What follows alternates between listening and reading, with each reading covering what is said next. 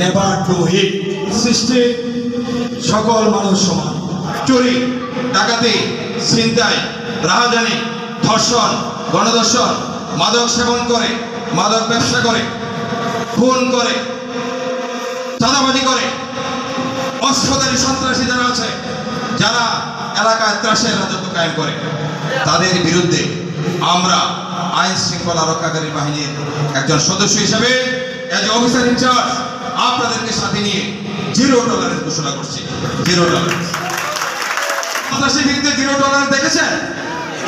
সন্ত্রাসী যত বড় শক্তিশালী হোক না কেন, তাদেরকে গ্রেফতার করে আইনের আওতায় নিয়ে আসা হচ্ছে আমাদের আইন শৃঙ্খলা রক্ষাকারী বাহিনীর প্রধান কাজ। আশেপাশে যদি কোনো ধরনের দুষ্কৃতিকারী, অপরাধী, সন্ত্রাসী থাকে, চাঁদাবাজ থাকে, তাদেরকে ধরিয়ে দিবেন। Knowledge is power as well as information is power। তথ্য দেওয়ার পরে আপনাদের পরিচয় অবশ্যই গোপন রাখবেন। ওই রেসপন্স করে তাদেরকে গ্রেফতার করে আইনের আওতায় নিয়ে আসবো ইনশাআল্লাহ। তবে আপনাদের কাছে বিনীত অনুরোধ, মব জাস্টিস করবেন না, আইন নিজের হাতে তুলে নেবেন না। যদি কেউ অপরাধ করে তাদেরকে গ্রেফতার করে শাস্তি দেওয়া হচ্ছে আমাদের কাজ এবং বিচারকের কাজ। দেখা যাচ্ছে অনলাইনে গুজব ছড়াচ্ছে, গুজব ছড়িয়ে সমাজের মধ্যে বিশৃঙ্খলা সৃষ্টি করছে। এই অবস্থা আর হতে দেওয়া যাবে না। গুজবে কান দিবেন না। গুজবে কান দিয়ে সমাজে, দেশে আপনারা বিশৃঙ্খলা সৃষ্টি করবেন না।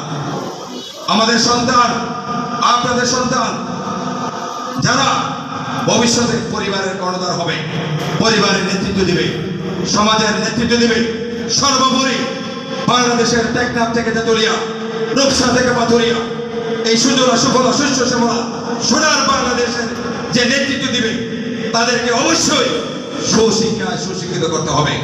তাদেরকে অবশ্যই ভালো মানুষ হতে হবে, সুনাগরিক হতে হবে। এই জন্য এখন এই সময় আসছে, আমরা আমাদের সন্তানদের প্রতি, ছাত্রছাত্রীদের প্রতি অবশ্যই সচেতন থাকতে হবে, মনোযোগী হতে হবে। যদি উদ্যোগ নেয় সিসিটিভি স্থাপনে, তাহলে অবশ্যই এই সমাজ থেকে অপরাধী বিতাড়িত হয়ে যাবে ইনশাআল্লাহ। যখন যেখানে অপরাধের সংবাদ পাবেন, অবশ্যই আমাদেরকে ইনফর্ম করতে হবে। আপনারা অপরাধীকে ভয় পেলে চলবে না।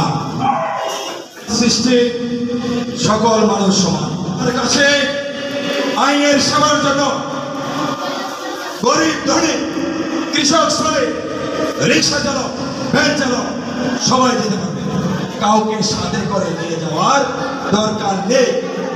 কারণ রিক্সা চালক, ভ্যান চালক গিয়ে আমার কাছে আপনার বক্তব্য উপস্থাপন করতে পারবেন।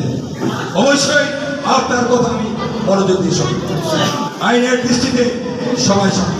তবে লক্ষ্য করেছি, অত্যন্ত দুঃখজনক হলে সত্য, যখন ঘটনা ঘটে কেউ যদি ভিক্টিমাইজ হন, দেখেছি আপনারা 3 দিন 4 দিন অপেক্ষা করেন আরেকজন লোক সাথে নিয়ে থানায় যাওয়ার জন্য। Never do it. এটা করবেন না।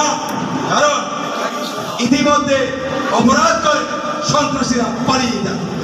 সন্ত্রাসী যাতে পালিয়ে যেতে না পারে, তাদেরকে কুইক রেসপন্স করে গ্রেফতার করার জন্য আপনারা তাৎক্ষণিক আমাদেরকে সংবাদ দিতে হবে।